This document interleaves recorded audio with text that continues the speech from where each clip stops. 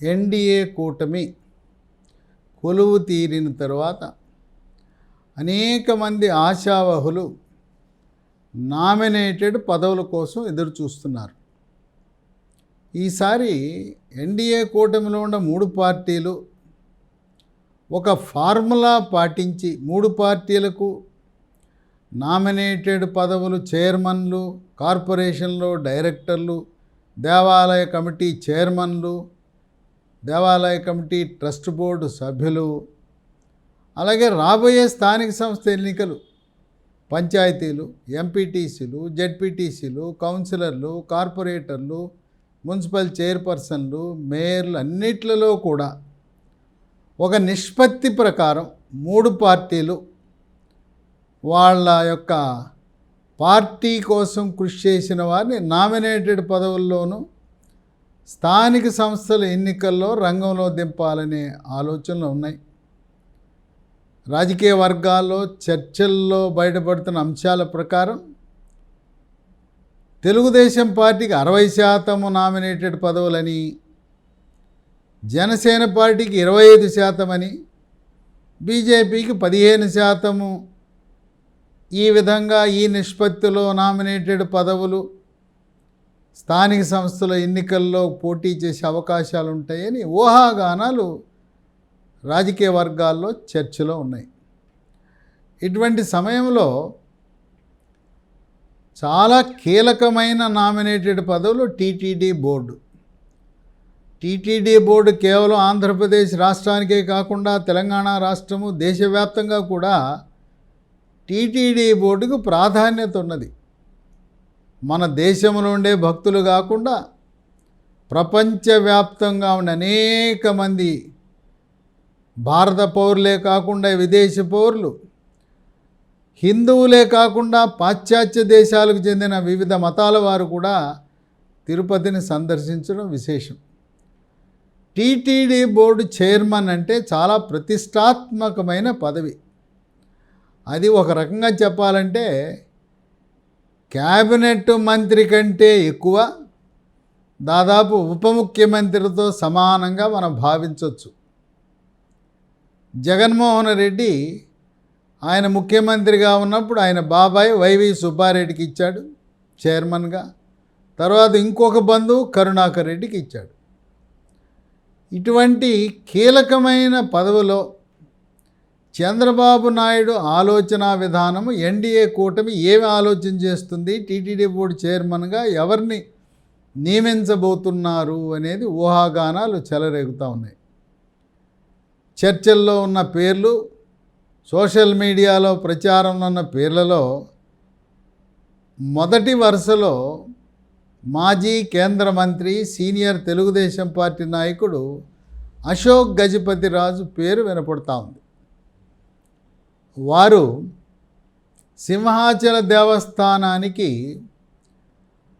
తాతల తండ్రుల నాటి నుంచి కూడా వంశపారంపర్యం చైర్మన్గా సింహాచల దేవాలయాన్ని అభివృద్ధికి ఎంతో కృషి చేసిన వ్యక్తి, ఆధ్యాత్మిక చింతన కలిగిన వ్యక్తి. ఆయన మచ్చలేని మనిషి, నీతి నిజాయితీకి మారుపేరు, రాజకీయ అవినీతి లేకుండా దాని పూర్తి జీవితాన్ని గడిపిన వ్యక్తి. ఆయనైతే బాగుంటుంది అనే ఆలోచన కూటమిలో ఉన్నట్టుగా ప్రచారం జరుగుతూ ఉంది. ఒకవేళ టీటీడీ బోర్డు చైర్మన్గా అశోక్ గజపతిరాజుకు అవకాశము ఇవ్వకపోతే ఆయన గవర్నర్గా, ఒక రాష్ట్రానికి గవర్నర్గా వెళ్ళటం తథ్యమనేది దాదాపు ఖాయమైనట్లే. టీటీడీ బోర్డు చైర్మన్ వరిస్తుందా అశోక్ గజపతిరాజుని, లేదా గవర్నర్ పదవి వరిస్తుందా అనేది వేచి చూడవలసిన విషయం. ఇక రెండవ పేరు రఘురామకృష్ణరాజు, RRR. ఆయన దురదృష్టం అనేది ఆయన వెంటాడుతూ ఉన్నది. నరసాపురంలో బీజేపీ పార్టీ తరపున లోక్సభ సీటు ఖాయం అనుకున్నారు, అది రాలా. తరువాత తెలుగుదేశం పార్టీ తరపున ఉండి నియోజకవర్గం నుంచి గెలిచాడు.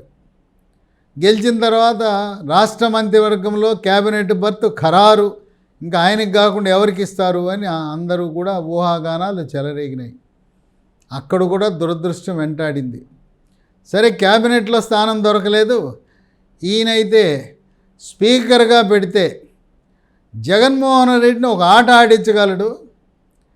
ఇక రఘురామకృష్ణరాజు స్పీకర్ అయితే జగన్మోహన్ రెడ్డి శాసనసభకు రాకుండా పారిపోతాడు, 5 ఏళ్ళు రాడు.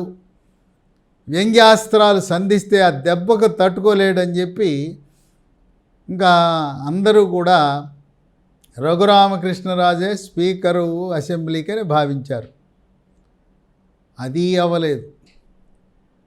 ఇక ఇప్పుడు లోక్సభ సీటు రాలేదు, మంత్రి పదవి రాలేదు, స్పీకర్ పదవి రాలేదు. ఇప్పుడు ఆయన పేరు టీటీడీ బోర్డు చైర్మన్గా ప్రచారంలో ఉంది. టీటీడీ బోర్డు చైర్మన్ వచ్చినా కూడా అది స్పీకర్ కంటే అలాగే మంత్రి కంటే కూడా ప్రాధాన్యత కలిగిన పదవి అవుతుంది రఘురామకృష్ణరాజుకి. ఇక 3వ పేరు కూడా ప్రచారంలో ఉంది.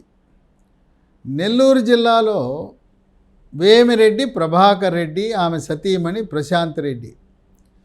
వేమిరెడ్డి ప్రభాకర్ రెడ్డి లోక్సభకు గెలిచి నెల్లూరు నుంచి పోటీ చేసి గెలిచాడు.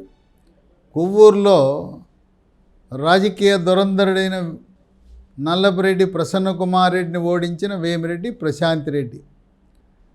ఈ కుటుంబము నెల్లూరు జిల్లాలో వైఎస్ఆర్సీపీ పార్టీని వీడి తెలుగుదేశంలో చేరటం వల్ల దాని ప్రభావము నెల్లూరు జిల్లాలో 2019 ఎన్నికల్లో 10కి 10 సీట్లు గెలిచిన వైఎస్ఆర్సీపీ 0 కొట్టి తుడిచిపెట్టుకుపోయింది. అంటే అక్కడ వైఎస్ఆర్సీపీ పార్టీ నెల్లూరులో అడ్రస్ లేకుండా పోయింది. వేమిరెడ్డి ప్రభాకర్ రెడ్డి విపిఆర్ కానీ లేదా ప్రశాంత్ రెడ్డి వాళ్ళలో ఒకరికి ఈ టీటీడీ బోర్డు చైర్మన్ పదవి వచ్చే అవకాశం ఉందని ఊహాగానాలు ఉన్నాయి. ప్రధానంగా తెలుగుదేశం పార్టీ తరపున ఈ 3 పేర్లు ఉంటే జనసేన నుంచి కూడా ఒక ప్రతిపాదన వస్తున్నట్టుగా సమాచారం ఉంది. నాగబాబు లోక్సభకు పోటీ చేయాలనుకున్నాడు, అది సాధ్యపడలేదు. శాసనసభకు పోటీ చేయాలనుకున్నాడు, శాసనసభకు కూడా పోటీ చేయలేదు.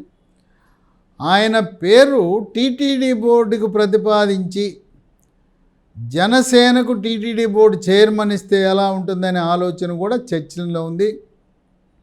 త్వరలో టీటీడీ బోర్డు నియామకము జరగబోతూ ఉంది.